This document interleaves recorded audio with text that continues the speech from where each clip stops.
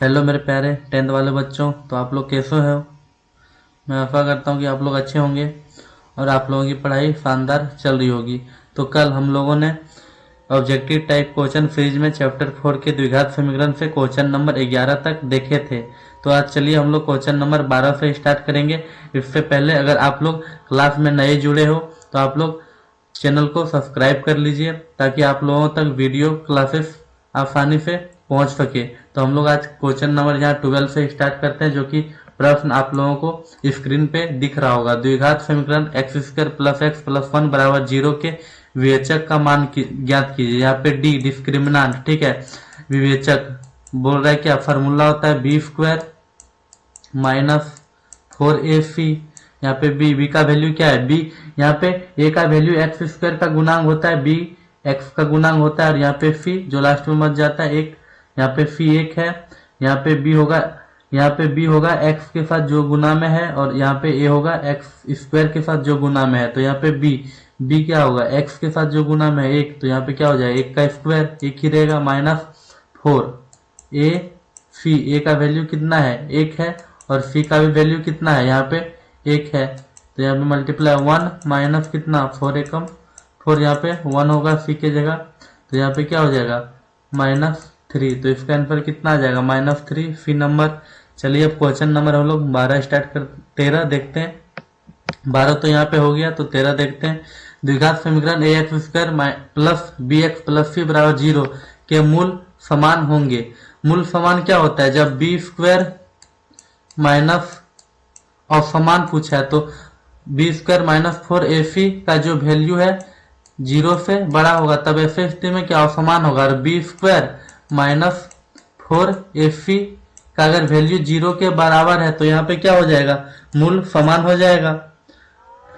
तो यहाँ पे क्या, यहाँ पे पूछ रहा है कि और समान कौन सा होगा? तो यहाँ पे ऐसा ऑप्शन कौन सा है? b² - 4ac ग्रेटर देन क्या 0? यहाँ पे बी नंबर ऑप्शन इसका आंसर हो जाएगा।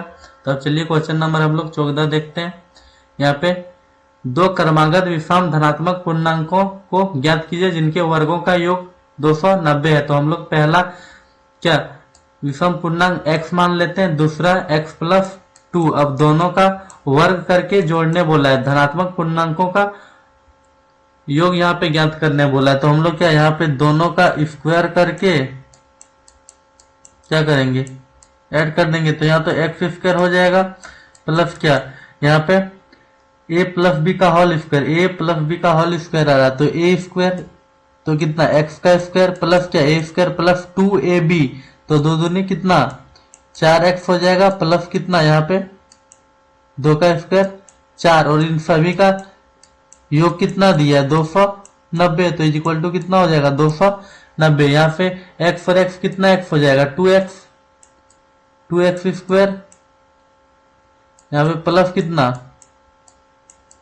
4x, और यहाँ पे क्या प्लस का 4, और यहाँ इक्वल टू 290 है। तो इधर जो 290 इधर आएगा, यहाँ इक्वल टू के इधर आ जाएगा, तो माइनस हो जाएगा। तो अगर 200 माइनस का 290 में अगर 4 ऐड करें तो कितना हो जाएगा? माइनस का 286 इक्वल टू कितना? 0। यहाँ से क्या हम लोग इसको सॉल्व करेंगे तो यहाँ से 2 कॉमन आ जाएगा, यहाँ से भी 2 कॉमन, यहाँ से भी 2 कॉमन। तो 2 कॉमन कर लेंगे तो यहाँ पे क्या बच जाएगा? x² प्लस यहाँ पे क्या 2x,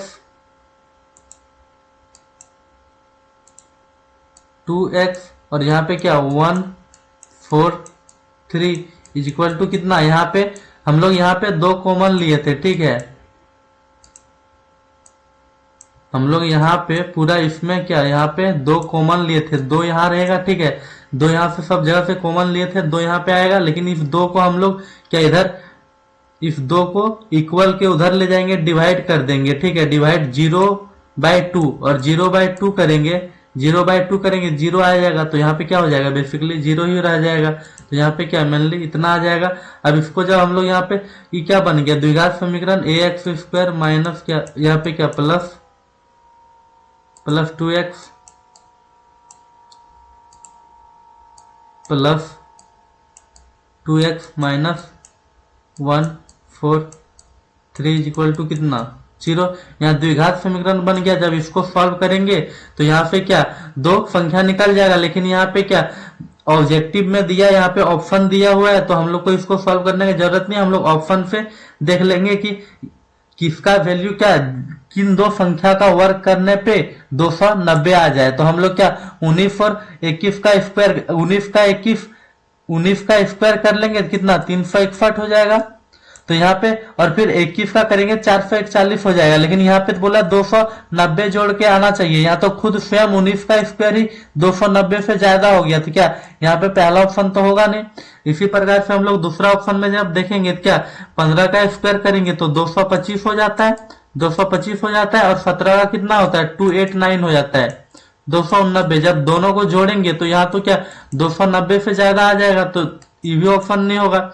इसी प्रकार से हम लोग 11 का स्क्वायर कितना 121 होता है, और 13 का स्क्वायर करेंगे तो 169 होगा, और दोनों को जोड़ेंगे तो यहाँ पे कितना 290 आ जाएगा। तो वही बोला था कि किन दो विषम पूर्णांकों के वर्गों का योग 290 होगा, तो इन दोनों को वर्ग करके जोड़े तो कितना 290 आ जा रहा है। तो क्या यहाँ पे जो बात बोला उसको संतुष्ट कर रहा है, तो इसका ऑप्शन कितना हो जाएगा, सी नंबर आंसर होगा। बाकी इसको प्रोसेस से बनाने के लिए यहाँ पे प्रोसेस है, यहाँ पे द्विघात समीकरण निकला है, द्विघात समीकरण को हम लोग जिस प्रकार से रूट निकालते थे उस प्रकार से सॉल्व करके निकालेंगे, तो यहाँ पे 11 और 13 दो वैल्यू आ जाएगा। तो इसको आप लोग बना के कॉमेंट कर सकते हैं। तो अब चलिए हम लोग क्वेश्चन नंबर यहाँ पे 15 देखते हैं। द्विघात समीकरण 3x स्क्वायर माइनस 48 बराबर 0 के मूल होंगे। तो यहाँ पे क्या दिया 3x स्क्वायर माइनस 48 बराबर 0 दिया, तो माइनस 48 को इज इक्वल टू के उधर ले जाएंगे, कितना हो जाएगा यहाँ पे 48 हो जाएगा। अब यहाँ 3 से इसको काटेंगे तो कितना घर में कट जाएगा 16 घर में, तो x square is equal to कितना आ जाएगा 16।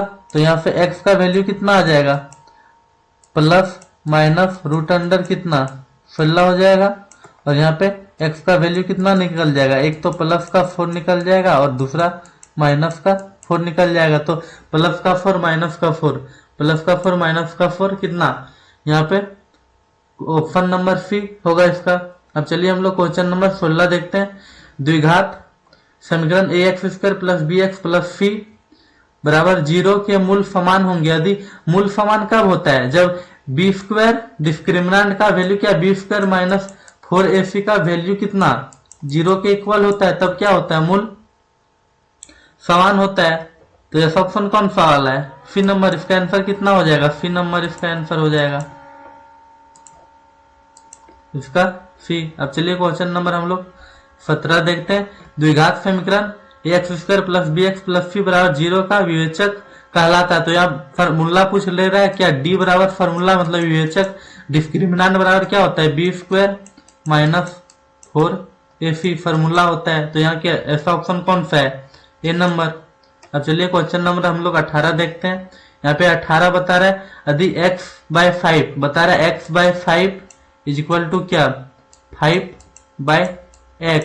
तो यहाँ पे हम लोग क्रॉस मल्टीप्लाई कर देंगे, यहाँ पे x इंटू एक्स स्क्वायर हो जाएगा इज इक्वल टू कितना 5 इंटू 5 25, और यहाँ पे क्या हम लोग स्क्वायर हटाएंगे तो x इज इक्वल टू कितना हो जाएगा प्लस माइनस रूट अंडर 25। तो यहाँ पे x का वैल्यू कितना आ जाएगा, एक तो प्लस का 5 आ जाएगा और एक कितना माइनस का 5 आ जाएगा। तो ऐसा ऑप्शन कौन सा है, plus minus plus 5, D number answer.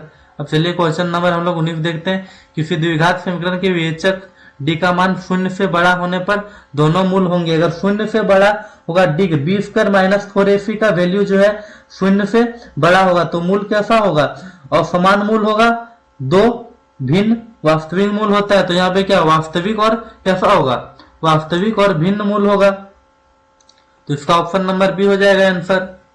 अब चलिए हम लोग क्वेश्चन नंबर 20 देखते हैं। यहाँ पे बोल रहा है यदि बहुपद px x square minus 2x plus 5 के शून्य अल्फा बीटा है तो अल्फा इंटू बीटा का मान ज्ञात कीजिए। अल्फा इंटू बीटा का फॉर्मूला होता है c/a। c का वैल्यू यहाँ पे कितना है 5 है, तो 5 और a का वैल्यू कितना है, a का वैल्यू कुछ नहीं है तो एक्स स्क्वायर के गुणक में कितना है 1, तो क्या 5/1 बराबर कितना हो जाएगा 5 ही हो जाएगा इसका आंसर। तो इसका आंसर 5 हो जाएगा। लेकिन अगर इसमें बोलता है अल्फा प्लस बीटा मतलब शून्यकों का योग बोलता है तो माइनस b/a हो जाता है। यहाँ से अगर शून्यकों का योग, इसी प्रश्न में अगर शून्यकों का योग हम लोग निकालेंगे तो यहाँ पे कितना हो जाएगा माइनस b का वैल्यू कितना है -2 है, तो एक तो फॉर्मूला वाला माइनस आएगा और यहाँ पे क्या फिर बी का वैल्यू कितना है -2, तो यहाँ पे हम लोग लिखेंगे -2 और डिवाइड बाई कितना ए का वैल्यू कितना है 1, तो यहाँ पे सॉल्व करेंगे तो हम लोग कितना 2 आ जाता। अगर शून्यकों का योग पूछता तो 2 आ जाता, यहाँ पे हम लोग को शून्यकों का गुणनफल पूछा है तो कितना 5 आ जाएगा बी नंबर। चलिए अब क्वेश्चन नंबर हम लोग 21 देखते हैं। यहाँ पे